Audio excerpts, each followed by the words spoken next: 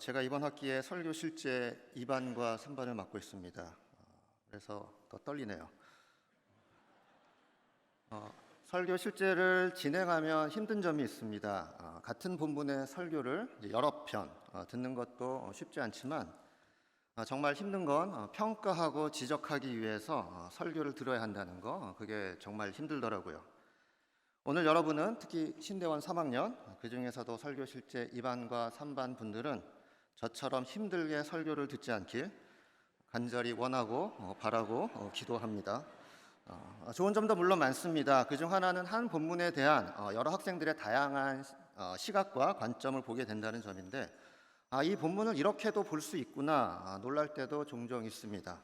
그러면서 저로 하여금 성경을 좀 더 자세히 깊이 묵상하게, 또 다양한 관점으로 보게 돕습니다. 그래서 감사할 때도 굉장히 많습니다. 오늘 읽은 말씀은 약 2년 전 설교 실제에서 다루었던 본문입니다. 그때 몇몇 전도사님들의 설교를 들으면서 그동안 생각했던 것과는 다른 관점으로 묵상하게 된 말씀으로 받은 은혜를 나누었으면 합니다. 오늘 본문은 욥바에 살던 다비다, 도르가라고도 잘 알려져 있죠. 도르가라고 하는 제자를 언급하면서 시작합니다. 그러나 본문이 단지 도르가라고 하는 한 여제자의 이야기만은 아닙니다. 오늘 본문 속 사람들은 대부분 제자들이라고 칭해지고 있습니다. 따라서 저는 오늘 본문이 욥바에 있던 제자들의 공동체에 대한 이야기다라고 봅니다. 제자란 어떤 존재일까요? 마태복음 28장을 바탕으로 하면 예수 그리스도를 주로 고백하고 세례를 받아 예수님이 분부하신 모든 것을 배우고 지키는 자들, 이들이 제자들입니다. 자, 그러면 예수님이 분부한 모든 것이 무엇일까요? 너무나도 많겠지만 전 한마디로 요약하면 사랑이라 생각합니다. 예수님은 하나님을 사랑하고 이웃을 사랑하라 명령하셨고 몸소 그 사랑을 보여주셨습니다. 그리고 내가 사랑한 것 같이 너희도 그렇게 사랑하라 말씀하셨고, 이렇게 덧붙이시죠. 너희가 서로 사랑하면 이로써 모든 사람이 너희가 내 제자인 줄 알리라. 그럼 또 사랑이 뭡니까? 사랑은 나를 주고 나누는 것이라고 생각합니다. 나에게 있는 것이 무엇이든 그것을 누군가에게 나누고 줄 때 그 누군가를 향한 나의 사랑이 드러나는 것이죠. 사랑이 클수록 우리는 가지고 있는 것을 더 많이 주고 나누게 됩니다.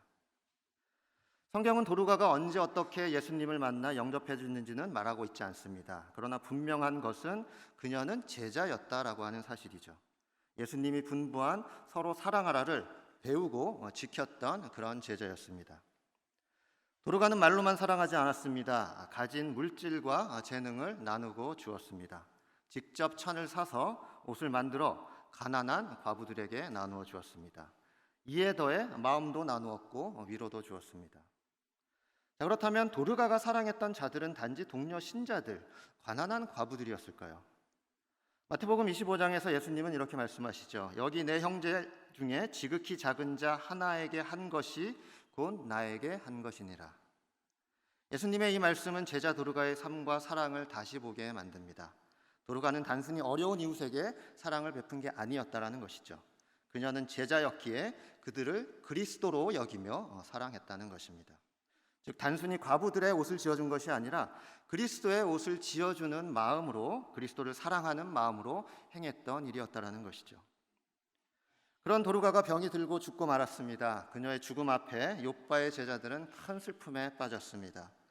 도르가에게서 단지 옷을 받아서가 아니라 사랑을 받았기 때문에 그랬다라는 것이죠. 그들은 함께 울며 도르가를 위해 자신들이 가진 것을 나누며 또 도르가를 향한 사랑을 보이고 있습니다. 먼저 제자들 가운데 한 사람이 루다의 베드로가 와 있다더라 라고 하는 소식을 전한 것 같아요. 이런 사람들 있지 않습니까? 사람들에게 관심이 너무 많아서 그들의 이야기를 항상 궁금해하고 듣고 전하는 것을 좋아하는 사람들, 아마 그런 사람이 있었던 것 같아요. 하지만 그 제자는 단순히 자신의 아는 정보를 나누는 데 그치지 않고 이런 제안도 덧붙인 것 같습니다. 베드로에게 부탁해보면 어떨까요? 다른 제자들은 그 제자의 제안을 받아들여 두 사람을 선택해 베드로에게 보냅니다. 루다는 욥바에서 약 17, 18km 정도 떨어져 있다고 합니다. 그 두 사람은 아마도 발이 빠르고 루다를 잘 알거나 길을 잘 찾는 사람이었겠죠. 저는 약간 방향치입니다. 그래서 건물 안에 계단 통로가 여러 개 있으면 되게 헷갈려요. 그래서 이제 소양관 6층, 7층에서 이제 내려와서 3, 4층 있을 때 속으로 가끔씩 놀랄 때가 있어요. 내가 생각했던 입구는 여기가 아닌데 왜 이쪽으로 나왔지? 그래서 여행을 갈 때면 제 아내가 항상 저를 좀 가소롭게 여기고 불쌍히 여기면서 이제 잘 인도해 주시죠. 만약 저 같은 사람이 베드로를 찾아갔다면 저는 한참 뒤에 울면서 돌아와 이렇게 말했을지도 몰라요. 베드로 선생님을 도저히 못 찾겠어요. 그러나 이 선택된 두 사람은 달랐다라는 것이죠. 그들은 자신들이 가진 것, 즉 빠른 발과 길을 찾는 능력을 도르가를 위해 사용했습니다. 사랑은 가진 것을 나누는 것이라고 했습니다.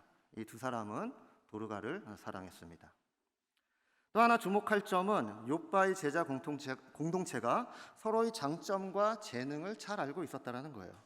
그들은 저 같은 방향치가 아니라 빠른 발과 길을 잘 찾는 두 사람을 선택했다는 것이죠. 그들은 서로의 강점을 알고 적재적소에 세우는 지혜를 나눴습니다. 도르가를 위해서요. 그러면 루다에서 베드로는 무엇을 하고 있었습니까? 그 역시 예수님의 제자로서 그곳에서 자신이 가진 것을 나누며 동료 그리스도인들, 제자들을 섬기고 사랑하고 있었습니다. 욥바에 도착한 베드로에게 제자들은 도르가가 그들을 얼마나 사랑했는지, 그들이 도르가를 얼마나 사랑했는지 도르가에게서 받은 옷과 그들의 눈물로 보여줍니다. 그리고 그들의 모습을 보고 베드로는 무릎을 꿇고 기도한 후 죽은 도르가를 살려내죠. 그리스도께서 주신 능력을 도르가를 위해 사용함으로써 베드로 역시 사랑을 표현하고 섬깁니다. 43절을 보면 베드로는 욥바에 며칠을 더 머무는데 그가 머문 곳이 무두장이 시몬의 집이다라고 합니다. 또 시몬은 자신의 집을 베드로에게 내어줌으로써 사도에 대한 사랑과 존중을 표했죠. 무두장이는 유대인들에게 굉장히 부정한 직업이었습니다. 죽은 짐승의 가죽을 다뤄야 되기 때문에 그렇죠. 그러나 욥바의 제자들에게는 그렇지 않았던 것 같습니다. 무두장이도 사도에게 방을 내어주는 것이 전혀 이상하지 않았던 그런 공동체였다라는 것이죠. 서로 존중하고 사랑하고 나누는 그런 공동체였습니다. 너희가 서로 사랑하면, 너희가 가진 것을 서로 나누면 내 제자인 줄 알리라. 욥바의 제자들은 예수님이 분부한 것을 배우고 지키고 있었습니다. 그들은 제자들로서 자신들이 가진 것을 나누며 서로 사랑했습니다. 옷을 지어주고 위로하고 돌보고 도움이 될 만한 소식을 전하고 좋은 생각을 제안하고 서로의 강점을 파악하고 옆 동네로 빨리 뛰어가 도움을 청하고 서로를 위해 함께 울고 함께 기도했습니다. 어쩌면 그리 대단하지 않은 작은 일들입니다. 하지만 그러한 작은 일들이 하나하나 이어지면서 큰 사건을 일으킵니다. 나비 효과라는 말이 있습니다. 작은 나비의 날개짓이 다른 것에 연속적으로 영향을 끼치면서 나중에는 그 지구의 반대편에 태풍을 일으킬 수 있다라고 하는 이론으로 초기에 작은 일들이 이어지면서 결국에는 전체에 막대한 영향을 미칠 수 있는 말을 가리킵니다. 오늘 본문은 도르가 한 사람의 선행과 죽음으로 시작이 됩니다. 그리고 그 후 작은 일들이 이어지면서 사도 베드로가 죽은 도르가를 살리는 놀라운 사건이 일어납니다. 더 나아가 욥바의 많은 사람이 주를 믿게 되면서 욥바 교회가 부흥하는 일로 이어집니다. 그러나 욥바 공동체의 부흥이 끝은 아니었습니다. 우리가 보진 않았지만 우리가 10장을 읽어보면 시몬의 집에 머물던 베드로가 환상을 보게 되죠. 그리고 욥바 교회의 부흥과는 비교할 수 없는 놀라운 사건이 이어집니다. 베드로의 환상으로 어떤 결과가 나타났습니까? 우리가 돼지고기도 먹을 수 있게 되었죠. 그 근거가 되었습니다. 오징어도 먹을 수 있고 합쳐서 오삼불고기도 먹고 욥바에 있던 제자들의 작은 사랑이 이어지면서 이렇게 됐다라는 것이죠. 이런 음식 먹을 때마다 좀 욥바 공동체를 생각했으면 좋겠습니다. 그러나 진짜 큰 사건은 그게 아니죠. 그 사건으로 베드로가 욥바의 형제들과 함께 고넬료를 만나게 됩니다. 그리고 그에게 복음을 전하고 세례를 베풀므로써 교회의 이방 선교가 본격적으로 시작되게 됩니다. 즉 교회의 본격적인 이방 선교가 바로 욥바에서 시작되었고 욥바의 몇몇 제자들이 그 선교의 증인들이 되었다라는 것이죠. 놀랍지 않습니까? 욥바의 제자였던 도르가가 가난한 과부들에게 소금과 겉옷을 지어줄 때, 욥바의 제자들이 도르가를 위해 베드로의 소식을 나눌 때, 또 그에게 찾아가 도움을 청하고자 했을 때, 또 발빠르고 길 잘 찾는 두 제자가 베드로를 찾아 데려왔을 때, 욥바의 제자들이 베드로에게 눈물로 도르가의 이야기를 간증할 때, 또 베드로가 도르가를 살릴 때, 또 시몬이 베드로를 자신의 집으로 초대했을 때, 과연 그들은 본격적인 이방 선교가 그들이 있던 욥바에서 시작되리라 상상이나 했을까요? 저는 아니었다고 생각합니다. 그들은 단지 그리스도의 제자로서 주님께서 분부한 것을 배우고 지키고자 했을 뿐입니다. 자신이 가진 것을 그것이 크든 작든 서로 나누며 사랑했을 뿐입니다. 하지만 그러한 일들이 이어지면서 본격적인 이방 선교라고 하는 엄청난 일의 시작으로 그 나비 효과를 일으켰다는 것이죠. 아니 주님께서 그 작은 사랑들을 하나하나 모으 이으시면서 그들의 나눔과 사랑을 하나도 빠뜨리지 않고 이으시면서 본격적인 이방 선교의 시작으로 이끄셨습니다. 너무 단순하게 생각하는 것일 수도 있지만 오늘 일어나는 일 중 하나라도 빠졌다면 저는 욥바의 기적과 부흥도 환상을 보는 일도 일어나지 않았을 거라 생각합니다. 그러나 하나님은 그 모든 일을 귀히 보시고 하나하나 다 기억하시고 이으셨습니다. 그리고 욥바에 사는 사람들뿐 아니라 이방 세계가 지금 우리도 욥바의 그리스도인들이 제자임을 알도록 하셨습니다. 너희가 서로 사랑하면 이로써 모든 사람이 너희가 내 제자인 줄 알리라. 오늘 본문은 죽은 자를 살린 베드로뿐 아니라 선행과 구조를 많이 베푼 도르가뿐 아니라 베드로의 서식을 전해준 사람, 베드로를 찾아간 두 사람을 선택한 사람들, 베드로를 찾아가 도움을 청했던 사람들, 도르가를 위해 울었던 그 모든 신자들을 명시적으로 암시적으로 제자들이라고 말하고 있습니다. 제자는 큰 능력이 있어야 되는 존재가 아닙니다. 제자는 그리스도의 사랑을 이미 받았기에 그 사랑을 배웠기에 서로 사랑하는 자들입니다. 서로 사랑하기에 자신이 가진 것을 크든 작든 나누는 자들이 바로 제자들입니다. 우리는 하나님의 사람으로 장신대라고 하는 공동체에 모인 제자들입니다. 우리 중 어떤 이들은 죽은 사람을 다시 살릴 정도까지는 아니더라도 큰 능력이 있는 것을 보여주는 사람들이 있습니다. 설교도 잘하고 또 카리스마도 있는 분들이 꽤 있습니다. 반면에 그런 사람들을 보면서 좌절하는 이들이 있을 수도 있습니다. 설교도 내 설교는 그저 그런 것 같고 돋보이는 능력이 없는 것 같아 우울할 때도 있습니다.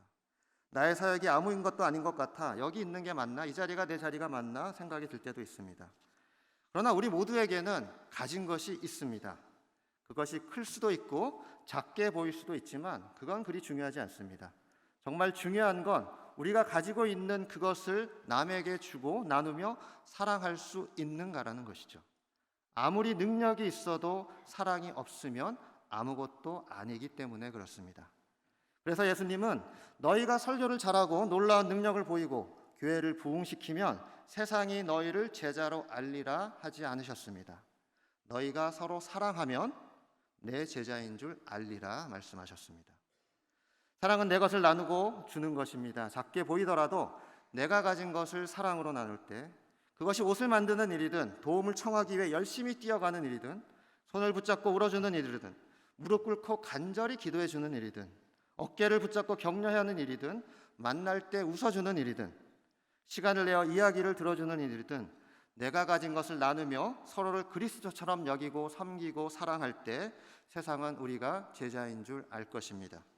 아니 우리의 날개짓이 아무리 작아 보이더라도 우리 주님께서는 그 하나하나를 귀하게 보시고 하나도 빠짐없이 다 기억하시고 하나하나 이으시면서 우리가 감히 기대하지도 상상하지도 못했던 태풍을 일으키시면서 우리가 능력의 주 예수 그리스도의 제자들이심을 친히 알리실 것입니다. 아무쪼록 우리 장신대가 무엇보다 제자 공동체로 알려지길 바랍니다. 주께서 우리를 사랑하셨듯이 서로 사랑하기를 바랍니다. 하나님께서 그리스도 안에 있는 우리를 그리스도처럼 대해주듯이 우리도 서로를 그리스도처럼 여기며 섬기는 자들, 사랑하는 자들이 되기를 간절히 소망합니다. 그리고 우리의 작은 것을 하나도 빠짐없이 사용하시어 놀라운 구원의 역사를 지금도 일으키고 계시고 앞으로도 계속해서 일으키실 주님의 능력을 경험하는 우리 모두가 되기를 간절히 소망합니다. 기도하겠습니다. 사랑과 은혜가 풍성하신 하나님, 우리를 예수 그리스도의 제자로 삼아주심을 감사합니다. 주님의 제자로서 서로 사랑하는 자들 되게 하옵소서. 서로 사랑하면서 세상이 우리를 다른 누구도 아닌 예수 그리스도의 제자임을 알도록 하시고, 우리의 작은 일들을 통해 큰 태풍을 일으키시어 세상이 하나님의 놀라운 사랑과 능력을 알게 하옵소서. 우리를 사랑하신 예수 그리스도의 이름으로 기도합니다. 아멘.